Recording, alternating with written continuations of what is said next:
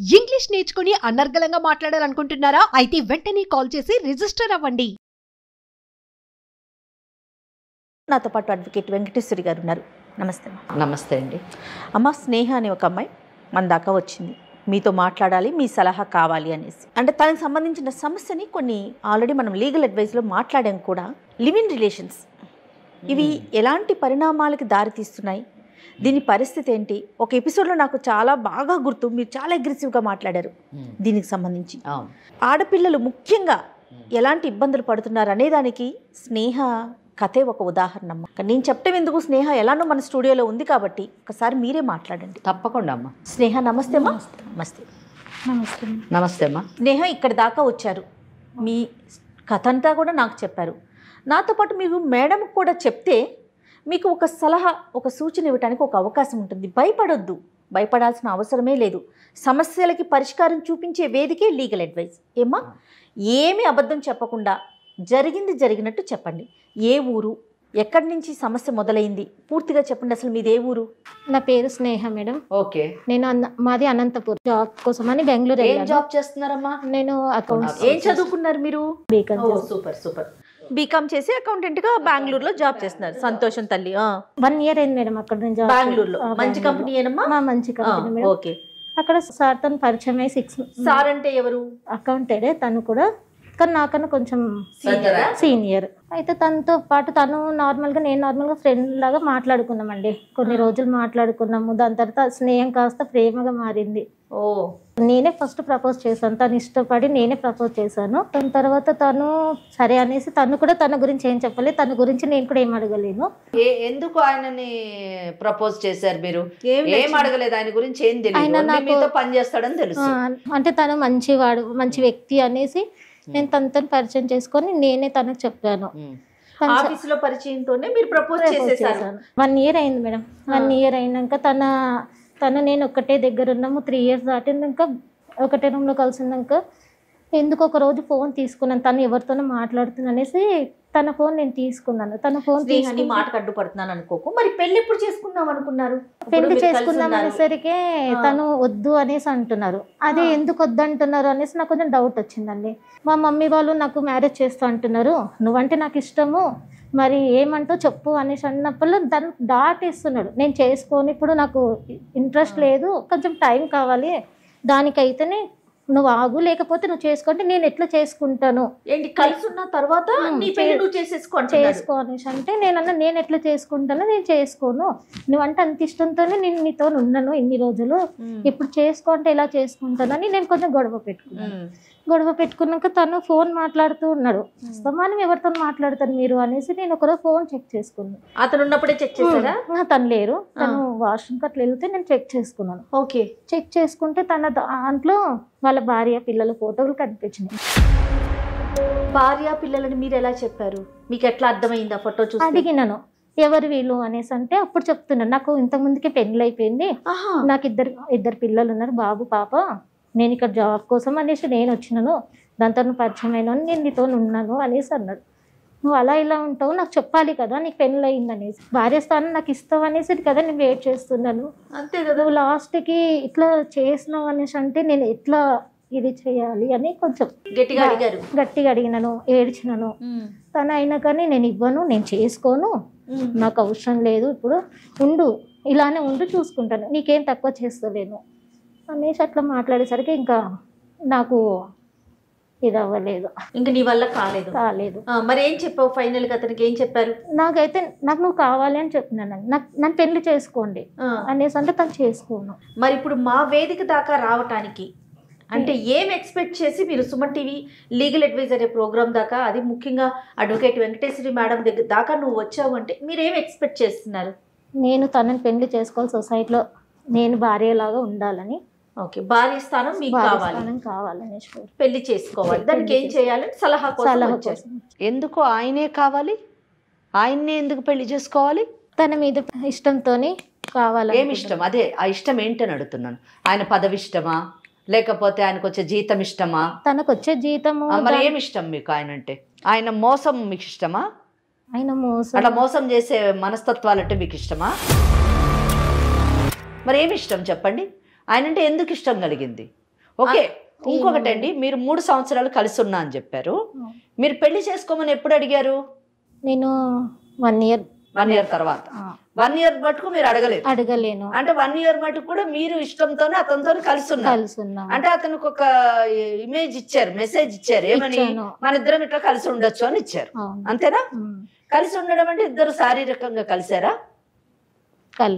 ఇప్పుడు ఒకే ఇంట్లో ఉండి మేమిద్దరం శారీరకంగా కలుసుకోలేదు అంటే, మేమిద్దరం 3 ఏళ్ళు ఫ్రెండ్స్ లాగా ఉన్నాము, పెళ్లి చేసుకోవాలనే ఉద్దేశం నాకు 1 ఇయర్ తర్వాత కలిగింది అని ఇవన్నీ కూడా అదే నమ్మశక్యంగా ఉందా అమ్మా? చెప్పండి, మీకు అనిపిస్తుందా? మీకు ఎవరైనా ఇలా చెప్తే నమ్ముతారా? నమ్మరు కదా. చాలా విచిత్రం. చెప్పండి స్నేహ, మీరు దాచొద్దు, ఏం జరిగినా నిజం చెప్పండి. ఫిజికల్ రిలేషన్షిప్ ఉందా లేదా చెప్పండి. 3 ఏళ్ళు కలిసి ఉన్నారు, 1 ఇయర్ మటుకు మీరు ఎందుకు ఈ పెళ్లి అనే కాన్సెప్ట్ ని ఆయన ముందు పెట్టలేదు అని అడుగుతున్నాను నేను. లేదా మీరు స్నేహం చేయగానే ఇమీడియట్గా నేను నీతోని పెళ్లి చేసుకుంటేనే కలిసి ఉంటాను అని ఎందుకు చెప్పలేదు? అంటే మీకు కూడా 1 ఇయర్ మటుకు టెస్ట్ చేశారా అతన్ని? టైం తీసుకున్నాను, నేను చేసుకుంటాను అనేసి చెప్పాను మేడం, కానీ తన్ని ఇంకా దాటుకుంటూ వెళ్ళిపోయారు. కాదండి, 1 ఇయర్లో ఏం అర్థం చేసుకున్నారు ఆయనని? నాకు అర్థం కాలే. ఏం అర్థం చేసుకున్నారు? 3 ఏళ్ల తర్వాత ఆయనకు పెళ్ళి 2 పిల్లలు ఉన్నారన్న విషయాన్ని 3 ఏళ్ల తర్వాత తెలిసింది. మరి ఈ 1 ఇయర్లో మీరు చేసిన రీసెర్చ్ ఏంటి? ఏం అర్థం చేసుకున్నారు అతన్ని? మీ తెలివితేటలేంటి? తను బాగా చూసుకున్నారండి, నిన్ను ప్రేమగా చూసుకున్నాడు, నాకు ఏది కావాలన్నా చేసి పెట్టిండు, నాకు ఇది లేదు అన్న లోటు కూడా తీర్చుకుంటూ. అతను చేసేది ఏంటి తల్లి? పిచ్చిదానా, నువ్వు ఉద్యోగం చేసావు కదా, అంతే కదా, నీకు డబ్బులు వచ్చినాయి కదా. అమ్మ, బెంగళూరులోని ఉద్యోగం చేయడానికి మీ పేరెంట్స్ నిన్ను పంపించారు. అవును మేడం. అంటే నీ పంపించినప్పుడు నువ్వు ఆయనతో కలవక ముందు ఒక రూమ్ తీసుకున్నావో, ఒక అపార్ట్మెంట్ తీసుకున్నావో, ఏదో ఒకటి తీసుకుని అందులో ఉన్నావు, నువ్వు సంపాదించుకుంటున్నావు, ఆ సంపాదనతో నువ్వు బ్రతుకుతున్నావు. ఈయనతో పరిచయం అయిన తర్వాత ఈయనతో మూవ్ అయ్యావు నువ్వు. మళ్ళీ అతను నిన్ను చూసేది ఏముంది? సరే చూసుకున్నాడు, ఓకే. పెళ్లి ప్రస్తావన ఎందుకు తీసుకురాలేదు నువ్వు సంవత్సరం వరకు కూడా? అంటే నేను ఫస్ట్ అడిగినాను, ఫస్ట్ మ్యారేజ్ చేసుకుందామంటే వద్దు అని టైం తీసుకున్నాను. సరే ఒకటే రూమ్. అప్పుడు వద్దు అన్నాడే తప్ప నాకు పెళ్ళయిందని చెప్పలేదు. నేను ఫొటోస్ చూసే వరకు తనకు పెళ్ళయిందన్న మాట కూడా నాకు చెప్పాను. నిలదీసావా? పోనీ నిలదీసినాను. అంటే నాకు నువ్వు అంటే ఇష్టం ఉంది, అందుకని నీతో మూవ్ అయినా. 3 ఏళ్ళు మీరు కలిసి ఉన్నారు కదా, ఇద్దరికి శారీరక సంబంధం ఉందా లేదా అని నిజం చెప్పు. నువ్వు భార్యాభర్తలాగానే ఉన్నారా? భార్యాభర్తలానే ఉన్నాము. అంటే భార్యాభర్తలా ఉండడం అంటే శారీరక సంబంధం ఉందా లేదా? నిజమే మేడం, నిజమే, రైట్. ఎందుకంటే జయ మేడం, ఎందుకు ఇన్నిసార్లు నేను ఇన్సిస్ట్ చేశానంటే, ఇద్దరు స్నేహితుల్లాగా ఒక రూమ్లో ఉన్నాము అంటే అంత అవసరం ఏమొచ్చిందండి? ఎవరి రూమ్లో వాళ్ళు ఉండొచ్చు, అంతే, స్నేహితుల్లాగా ఉండొచ్చు. అంతగానో ఆమె ఇన్సిస్ట్ చేస్తుందంటే ఎందుకు ఇన్సిస్ట్ చేస్తుంది?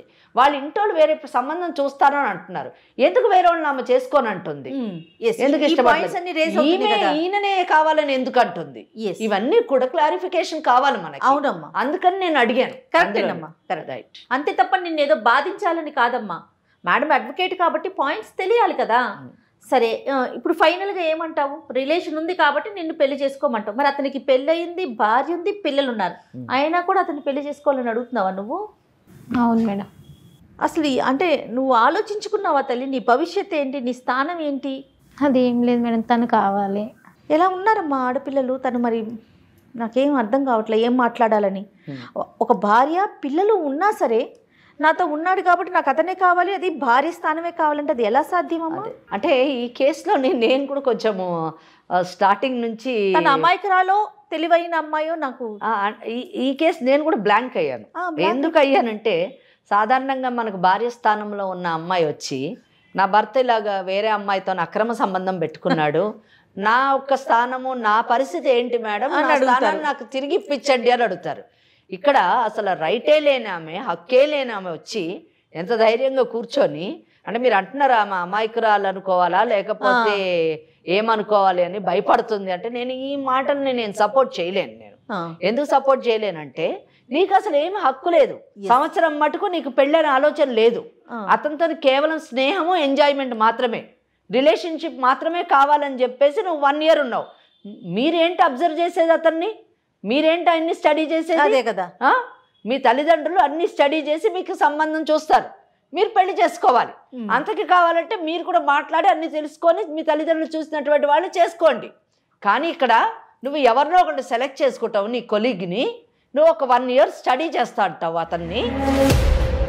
ఆ స్టడీ చేయడానికి అతనితోనే కలిసి జీవిస్తావు, ప్లస్ అతనితోని ఫిజికల్ రిలేషన్షిప్, శారీరక సంబంధం పెట్టుకుంటావు. దాన్ని నేను అక్రమ సంబంధం అని అంటాను. నేను పెట్టుకొని 1 year తర్వాత పెళ్లి చేసుకుంటానని చెప్పేసి అంటాం. దీన్ని ఏ విధంగా మనం ఆమోదించాలి, దీన్ని ఏ విధంగా సపోర్ట్ చేయాలి చెప్పండి. Yes, exactly. సో నేను ఇటువంటి వాటికి సపోర్ట్ చేయలేను, నేనే కాదు చట్టం కూడా సపోర్ట్ చేయదు. అతను పెళ్లి కానివాడైతే ఇక్కడ వచ్చి మేడం మాకు న్యాయం చేయండి, నా స్థానాన్ని నాకు పెళ్ళి అతనితో జరిపించండి అని అంటే నేను తప్పకుండా అతనితో మాట్లాడి మనం ఆమె పెళ్లి చేసేటట్టు చేయగలం. కానీ ఇక్కడ మీరేమడుగుతున్నారు మమ్మల్ని? స్థానం అడుగుతుంది. స్థానం అడుగుతుంది. ఏ స్థానం అడుగుతుంది? భార్య అనేటటువంటి స్థానాన్ని అడుగుతుంది. ఆ భార్య అనే స్థానంలో ఆల్రెడీ ఒక మహిళ ఉంది. ఎస్. ఆ మహిళని పక్కకు తప్పించి మిమ్మల్ని ఆ స్థానంలో కూర్చోబెట్టాలంటే ఇంకొక మహిళ, గౌరవప్రదమైనటువంటి మహిళ, సమాజం ఆమోదించినటువంటి భార్య స్థానంలో ఉన్న మహిళని, అన్ని హక్కులు కలిగినటువంటి మహిళని పక్కకు జరిపి ఏ హక్కు లేనటువంటి దాన్ని, ఏ మర్యాద లేకుండా, ఏ సమాజపు కట్టుబాట్లకు లోను మీరు గౌరవించకుండా, చట్టం అంటూ ఒకటి ఉందన్న దాన్ని కూడా గుర్తించకుండా, హక్కు లేకుండా నాకు ఆ స్థానం కావాలని అడిగితే ఏ విధంగా మనం ఆమోదించాలి, ఏ విధంగా మనం ఈ సమస్యను పరిష్కరించాలి? అవునమ్మా. దీనికి న్యాయం చేయడం కాదు, ఆమెకు అన్యాయం చేయడం అవుతుంది. ఎస్. ఇద్దరు మహిళలతో ఆడుకోవడమే కాదు, అక్కడ పిల్లలకు కూడా అన్యాయం చేస్తున్నాడు, భావితరాలకు కూడా అతను అన్యాయం చేస్తున్నాడు. అంత మోసగాడు. అవును. అటువంటి వాడిని ఈ అమ్మాయి 1 సంవత్సరం అంట స్టడీ చేసిందంట. స్టడీ చేసి నిర్ణయం తీసుకుంది. దెన్ నెక్స్ట్ క్వశ్చన్ నేను అడిగాను, ఎందుకమ్మా నీకు ఆయన్నే కావాలి అని అడిగాను. ఎందుకు అడిగానంటే అమ్మాయి చెప్పింది, మా అమ్మ నాన్న పెళ్లి సంబంధాలు చూస్తున్నారు, పెళ్లి చేసుకోమంటున్నారు, నాకు ఈయనే కావాలి.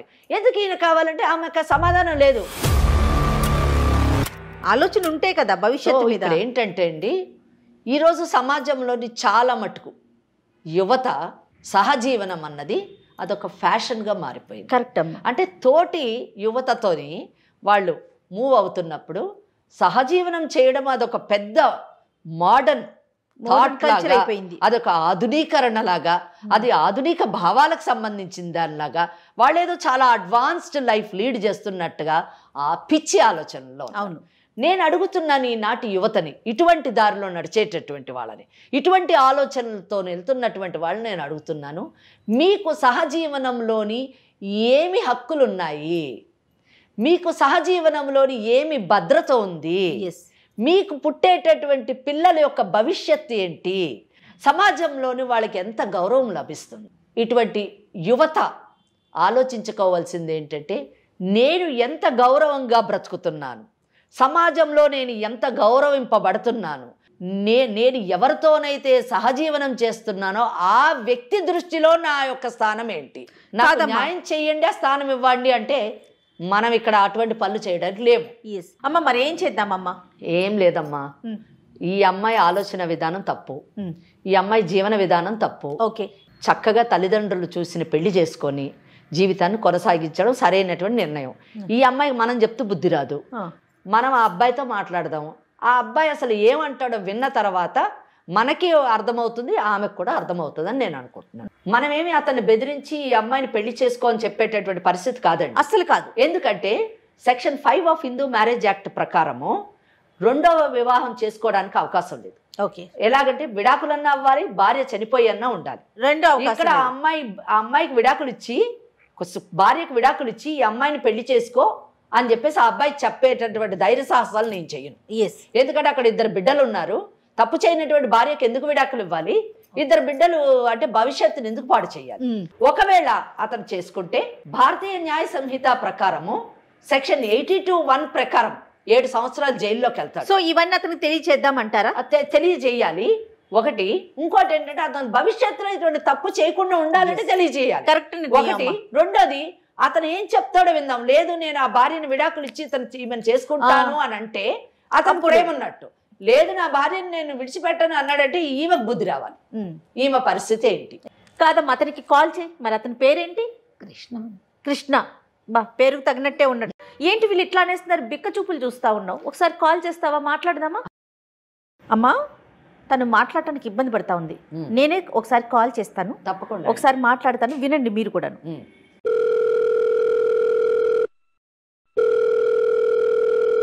హలో హలో, కృష్ణ గారండి? Yes, who is this? నేను జయానండి, సుమన్ టీవీ నుంచి మాట్లాడుతున్నాను, లీగల్ అడ్వైజ్ అనే ప్రోగ్రామ్ నుంచి. ఓకే మేడం, చెప్పండి. మా దగ్గరికి మీ ఫ్రెండ్ వచ్చారండి, మీతో పాటు కలిసి ఒక 3 ఏళ్ల నుంచి ఉంటున్న ఒక అమ్మాయి మా దగ్గర ఉంది స్టూడియోలో. పేరేంటి మేడం? ఓ, ఎంతమంది అమ్మాయిలతో కలిసి ఉంటున్నారు మీరు? అంటే చాలా మంది ఉంటారు కదా. ఏంటి ఫ్రెండ్ అన్నారు కదా మేడం, ఫ్రెండ్స్ అంటే చాలా మంది ఉంటారు కదా. ఫ్రెండ్స్ అంటే చాలా మందే ఉంటారంట. ఒక్కసారి నువ్వు హలో అనమ్మా, చెప్పు నీ పేరేంటి, నువ్వే చెప్పు.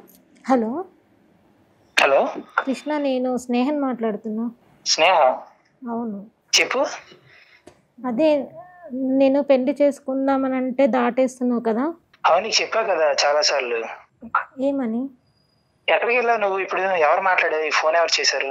నేను సుమన్ టీవీ ప్రోగ్రామ్కి వచ్చాను, మేడం వాళ్ళతో మాట్లాడుతున్నాను. ఎందుకు వెళ్ళావు అక్కడికి?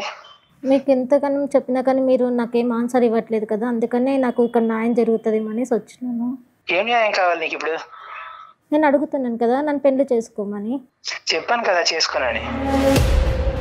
రీజన్ ఏంటో తెలుసుకోవచ్చా కృష్ణ గారు? చాలా చాలా స్ట్రాంగ్ గా చెప్తున్నారు మీరు. రీజన్ నాకు ఏంటో? ఆల్రెడీ పెళ్ళి అయింది మేడం, నేను ఎలా మళ్ళీ ఆమెను పెళ్లి చేసుకోగలను? ఆల్రెడీ మీకు పెళ్ళి అయింది. ఎన్ని సంవత్సరాలు అవుతుందండి పెళ్ళయ్యి? 10 years అవుతుంది మేడం. 10 సంవత్సరాలు అవుతుంది మీకు పెళ్ళై. మరి స్నేహతో కలిసి ఎలా ఉన్నారు? మరి అమ్మాయి పెళ్లి చేసుకో అని చెప్పే వరకు కూడా తనతో సంసారిక జీవితం ఎలా గడిపారండి? రీసెంట్ గా 3 years గురించి ఆ అమ్మాయి తెలుసు మేడం నాకు. 3 సంవత్సరాలు కలిసి ఉండటం అనేది మీ లెక్కలో రీసెంటా? నాతో పాటు అడ్వకేట్ వెంకటేశ్వరి గారు కూడా ఉన్నారండి స్టూడియోలో. మీరు చాలా జాగ్రత్తగా మాట్లాడండి, మీరు మాట్లాడేది ఏదైనా అర్థమవుతుందండి. నాకెందుకు మేడం, మీరు ఎందుకు మాట్లాడుతున్నారు? ఇప్పుడు ఎందుకు చేశారో చెప్పండి మేడం. ఇదంతా ఎందుకు చేశామంటే సమస్య మా దాకా వచ్చింది కాబట్టి. ఇప్పుడు అవన్నీ మా పర్సనల్ విషయాలు మేడం, వీటిలన్నిట్లో మీకు ఎందుకు మేడం ఈ విషయాలు? ఖచ్చితంగా మీ పర్సనల్ విషయాలు మాకు అవసరం లేదు, కానీ సమస్య ఉంది, మాకు న్యాయం చేయండి అని స్నేహ మా దాకా వచ్చింది కాబట్టి నీతో మాట్లాడుతున్నాము. స్నేహ గురించి చెప్పాను మేడం ముందు నుంచి. తన మ్యారేజ్ అయితే తనతో కుదరదని చెప్పాను. మీరు డే 1 చెప్పారా? ఎప్పుడైతే కలిసి ఉండబోతున్నారో అప్పుడే చెప్పారా? స్టార్టింగ్ లో తెలియదు కదా మేడం, అలా ప్రొసీడ్ అవుతామని తెలియదు కదా మేడం. కొద్దిగా అప్పుడు అలా మూవ్ అయ్యాం, అనుకోకుండా అలా అయింది. తెలిసిన తర్వాత ఆమెకు చెప్పాను నేను. మూవ్ అయ్యే వరకు మీకు తెలీదు, మూవ్ అయిపోయాక అనుకోకుండా తెలుస్తుంది. ఆ అనుకోకుండా తెలిసినప్పుడు అప్పుడు చెప్తారు మీకు పెళ్లి అయిపోయింది ఆల్రెడీ, నేను పెళ్లి చేసుకోనని. మరి రేపటి రోజున ఇంకొక అమ్మాయి వస్తుంది, ఆ అమ్మాయితో కూడా మూవ్ అవుతారా ఇట్లానే? ఇంకా అమ్మాయి గురించి మీకు ఎందుకు మేడం? ఈ అమ్మాయి మీ దగ్గరికి వచ్చింది, ఈ అమ్మాయి గురించి మాట్లాడండి మేడం. ఇంకొక అమ్మాయి గురించి మేము మాట్లాడటానికి లేదు. అవును మేడం. అంటే మనం సమాజంలో ఉన్నామమ్మా, మనుషుల మధ్యనే ఉంటున్నామా, అడవిలో బతుకుతున్నామా? Of course madam. సమాజము, చట్టము, మనుషులు, మంచి చెడు ఇలాంటివి లేవా మనకి? ఏం మాట్లాడుతున్నారు మీరు? మీకెందుకు అనుకుంటా, మాకు అవసరం మా దాకా వచ్చింది కాబట్టి మేము వచ్చామా మీ దగ్గరికి. ఆ అమ్మాయి పెళ్లి చేసుకోమంటోంది, మరి పెళ్లి చేసుకుంటారా? నేను చేసుకోను మేడం. వింటున్నావా? పెళ్లి చేసుకోండి అని చెప్పి ప్రోత్సహించడానికి మేము కాల్ చేయాల. భవిష్యత్తులో ఇలాంటి ఎదవ పనులు చేయకుండా ఉండాలి, ఇలాంటివి చేస్తే నీకు ఎలాంటి శిక్షలు పడతాయో మేడం ద్వారా చెప్పించడానికే కాల్ చేశాను. నాకు ఎందుకు మేడం శిక్ష? నేను ప్రపోజ్ చేయలేదు, ఏం చేయలేదు కదా మేడం. మరి కలిసి ఉన్నారు కదా, ఒక భార్య ఉండగా, భార్య, 2 పిల్లలు, 10 సంవత్సరాలు అవుతోంది మీకు పెళ్ళై. అమ్మాయి జీవితం నేనేం కావాలని నాశనం చేయలేదు కదా మేడం. అమ్మాయి వచ్చింది నా జీవితంలోకి, నాకు ఇష్టంగా అనిపించింది, ఆ టైంలో మేము మూవ్ అయ్యాం మేడం. మేడంతో మాట్లాడండి ఒకసారి, మేడంకి ఇవ్వమ్మా. స్నేహ అన్న అమ్మాయి పెళ్లి మీరు చేసుకోకపోయినా పర్వాలేదు, మీతోనే కలిసి ఉంటాను అని అంటుంది. దానికి మీరు అంగీకరిస్తున్నారా? అలా అయితే ఓకే మేడం. అలాగైతే ఓకే, రైట్. నాకు కూడా చెప్పా ఈ విషయం నేను. ఓకే సరే, ప్రాబ్లం ఏం లేదు, కానీ మ్యారేజ్ అయితే నేను చేసుకోను. ఓకే సరే, ఖచ్చితంగా పెళ్లి చేసుకోరు, ఎందుకంటే మీ భార్య పిల్లలు ఉన్నారు కాబట్టి. ఓకే, వాళ్ళకి ఆ అమ్మాయికి మీరు విడాకులు ఇచ్చే అవకాశం ఉందా అండి? భార్యకి విడాకులు సిచ్యుయేషన్ లేదు. సరే, కనీసం మీ భార్యకి ఈ స్నేహతోని నాకు సంబంధం ఉంది, నేను ఈమెతోని బెంగళూరులో ఉంటాను, మీ భార్య ఎక్కడ ఉంటారండి? చెప్పండి మేడం, ఆ పర్సనల్స్ అన్ని. కాదు, ఏరియా ఎక్కడ? ఆంధ్రప్రదేశ్లో ఉంటారా, తెలంగాణలో ఉంటారా, ఎక్కడ ఉంటారు? హైదరాబాద్లో. ఓకే, మీ భార్యతోని నువ్వు హైదరాబాద్లో ఉండు, నేను ఈ స్నేహ అన్న అమ్మాయితోని బెంగళూరులో ఉంటానన్న విషయం చెప్తారా అండి? చెప్పారా? చెప్పండి మేడం, నేను చెప్తాను మేడం మా భార్యకి. పెళ్ళైన విషయాన్ని మీరు చెప్పారా అండి? ఆ అమ్మాయి తెలుసుకుందా? అమ్మాయి నాకు అడిగింది ఒక రోజు, మొబైల్ చూసినప్పుడు ఫొటోస్ చూసింది, అడిగినప్పుడే చెప్పాను నేను. అది ఎంత కాలానికి, అంటే మీరు కలిసి ఉండడం మొదలెట్టిన తర్వాత ఎంత కాలానికి చెప్పింది? 1 year తర్వాత తెలిసింది. అంటే మీరు ముందు చెప్పలేదు, స్నేహం పరిచయం అయినప్పుడు నాకు పెళ్ళయింది, 2 పిల్లలు ఉన్నారని మీరు చెప్పలేదు? రాలేదు. ఓకే. సో 1 సంవత్సరం మీరిద్దరూ కలిసి ఉన్నప్పుడు కూడా మీరు చెప్పలేదు? చెప్పలేదు. రైట్. సరే కృష్ణ, ఇప్పుడు నేను ఏమి మాట్లాడను మీతోని, కానీ ఒక్క విషయం మాత్రం మీకు చెప్తున్నాను. కొన్ని పనుల్ని నేరాలుగా చట్టం పరిగణిస్తుంది. ఆ నేరాలకి శిక్ష అంటూ ఒకటి ఉంటుంది. అది మీకు నచ్చినా నచ్చకపోయినా కూడా జరిగిపోతూనే ఉంటుంది. నేను మీకు ఎందుకు చెప్తున్నా, వినండి బాబు, వినండి. నేను మిమ్మల్ని ఏం అనట్లేదు. మీ భార్యకు విడాకులనిచ్చి ఈ అమ్మాయిని పెళ్లి చేసుకోండి అని నేను చెప్పను. అలాగే అయితే మీరు ఒకటి చెప్పారు, ఈ అమ్మాయితో పెళ్ళి అయితే చేసుకోను కానీ ఈ అమ్మాయితో ఉండడం అయితే ఉంటానన్నారు.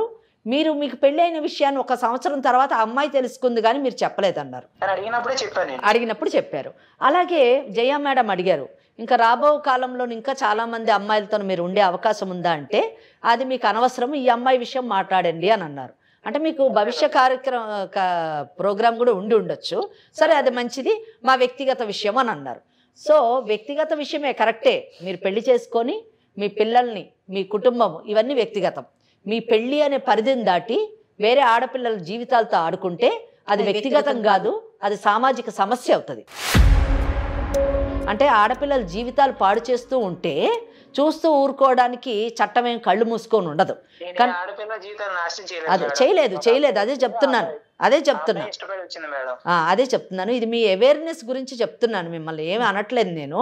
భారతీయ న్యాయ సంహిత అని ఒక చట్టం ఉంది. ఈ చట్టంలోని సెక్షన్ 82(2) ప్రకారము ఏ మగవాడైనా కానీ తనకు పెళ్ళైన విషయాన్ని చెప్పకుండా వేరే స్త్రీతోని పెళ్లి చేసుకుంటానని కానీ లేదా ఏం చెప్పకుండా శారీరక సంబంధం కానీ పెట్టుకుంటే 10 సంవత్సరాలు శిక్షకి లోనవుతాడు కంప్లైంట్ ఇస్తే. అదే చెప్తాను నేను. అడ్వకేట్గా మీకు చెప్పేది ఏంటంటే భవిష్యత్తులో ఇటువంటి పనులు చేయకండి, వేరే ఆడపిల్లల జీవితాలతో ఆడకండి. ఎందుకంటే అందరూ మన స్నేహ కాదు. ఏ ఆడపిల్లన్నా కంప్లైంట్ కానీ ఇస్తే 82(2) కింద 10 సంవత్సరాల లోపల పోతారు.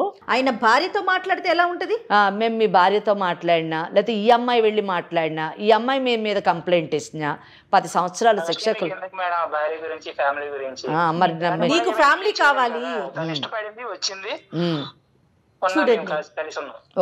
ఓకే మంచిదండి. సో సరేనండి. ఇష్టపడి వచ్చే ప్రతి అమ్మాయిని మీలాంటి మగవాళ్ళు పెళ్ళి అనేటటువంటి చేసుకోకుండా, భార్య అనే స్థానం ఇవ్వకుండా ఉపయోగించుకొని వేసుకున్న బట్టల్లాగా వేసుకొని మరుసటి రోజు తీసి పడేస్తారు. అది మీరు సమాజానికి చెప్పేటటువంటి విషయం. మీరు ఇంకొకటి కూడా అంటున్నారు, మాకెందుకు చట్టం అని అంటున్నారు. మాకెందుకు ఇటువంటి అనండి, ఆమెకి ఇష్టమైంది వచ్చింది, ఏం చేసుకుంటుందో అది చేసుకోండి, మా భార్య మా పిల్లల గురించి మాట్లాడొద్దు అంటున్నారు. అంటే మీ భార్య ఒక ఆడపిల్ల, ఒక మంచి గౌరవప్రదమైనటువంటి మహిళ, మీకు ఒక కుటుంబం ఉంది, మీకు పిల్లలు ఉన్నారు. కానీ వేరే తల్లిదండ్రుల కన్నా ఆడపిల్లలు కాదు, వారు గౌరవమైన మహిళలు గారు, వాళ్ళ సంసారానికి పనికిరారు. మీరు మాట్లాడిన ప్రతి మాట యువతకు స్నేహాల లాంటి పరిస్థితిలో ఉన్న ప్రతి ఆడపిల్ల వినాలి, వాళ్ళ స్థానం ఏంటో తెలుసుకోవాలి. కనుక జయ, నేను వీరితో ఎక్కువ మాట్లాడలేమమ్మా.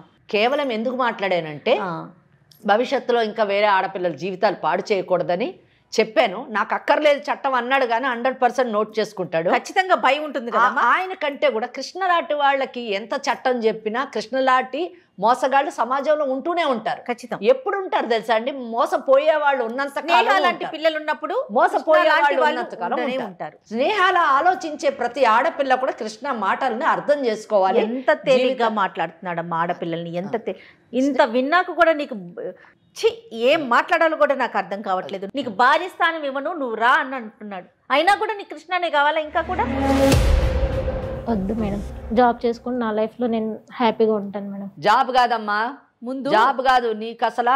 అటువంటి వాడిని నిజానికి ఇంకా నాకు మాటలు రావట్లేదు. చీ అని ఒక పదం ఉపయోగించారు అంతే, దట్స్ ఆల్. వాడితోని 3 సంవత్సరాలు నువ్వు ఉన్నందుకు అసలు సిగ్గుపడాల్సిన విషయం. నీకు బుద్ధి వచ్చి ఉండాలి. నాకు తెలిసి ఆ మాటలు విన్న తర్వాత ఫస్ట్ ఆ జాబ్ మాను, బెంగళూరు నుంచి మీ ఊరికి షిఫ్ట్గా నీ జీవితంలో జరిగింది ఒక లెసన్. వీలైనంత మటుకు ఏ ఆడపిల్ల కూడా ఇటువంటి సమస్యల్లో పడకుండా వీలైతే కాపాడు, అవేర్నెస్ ఇవ్వు, నీ వంతు నీ ప్రయత్నం చేయి. సరేనా? ఓకే. ధైర్యంగా ఉండాలమ్మా. అమ్మ మరి ఏం చేద్దాం? ఏం చేస్తాం జయ? ఒక్కటే ఇందులో ఇటువంటి సమస్యలకి పరిష్కారం 2 విషయాలు. ఒకటి, ఆడపిల్లలు అప్రమత్తంగా ఉండాలి, తమ భవిష్యత్తును తామే తీర్చిదిద్దుకోవాలి. ఆ భవిష్యత్తును తీర్చిదిద్దుకోవడంలోని అందంగా తీర్చిదిద్దుకోవడమే కాదు, సమాజం ఆమోదించేటట్టుగా కూడా కరెక్ట్. ఆ భవిష్యత్తుకు ఒక భద్రత ఉండాలి. రెండోది, ఒకవేళ తెలుసో తెలియకో చూడండి, స్నేహాలాగా అమాయకంగా ఒకవేళ ఇటువంటి రొచ్చులో పడ్డా కానీ తిరిగి దాంట్లోంచి బయటకు వచ్చి భవిష్యత్తులోని ముందుకు సాగాలి. అవసరమైతే ఒకవేళ నిజంగా బుద్ధి చెప్పాలి అని అనుకుంటే సెక్షన్ 82(2) ప్రకారము మరి కేసు కంప్లైంట్ వెయ్యాలి, వాడికి శిక్ష పడేటట్టు చూడాలి.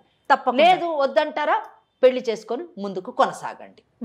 ఇది నేను చెప్పదలుచుకున్నాను. తప్పకుండా అమ్మా. అయితే నాకు స్నేహతో మాట్లాడి నాకు ఏమనిపించిందంటే, మీరు ఏదైనా అవకాశం ఇస్తే ఒక 2-3 సార్లు మీతో కూర్చొని మీ కౌన్సిలింగ్ కనుక ఫాలో అయితే, వినగలిగితే, మీరు ఆ టైం కేటాయించగలిగితే తన జీవితానికి ఒక అర్థం ఉంటుందేమో అనిపిస్తుంది. తప్పకుండా అండి. ఇంకొకటి కూడా చెప్పాలనుకుంటున్నాను జయ గారు, ఇటువంటి కార్యక్రమాల్లో మేమేదో కుటుంబాలని విడదీయాలనో లేకపోతే ఆడవాళ్ళకి విపరీతమైనటువంటి చట్టపరమైనటువంటి అవగాహన ఇచ్చేసి మగవాళ్ళకి అన్యాయం చేయాలన్నదో మా ఉద్దేశం కాదు.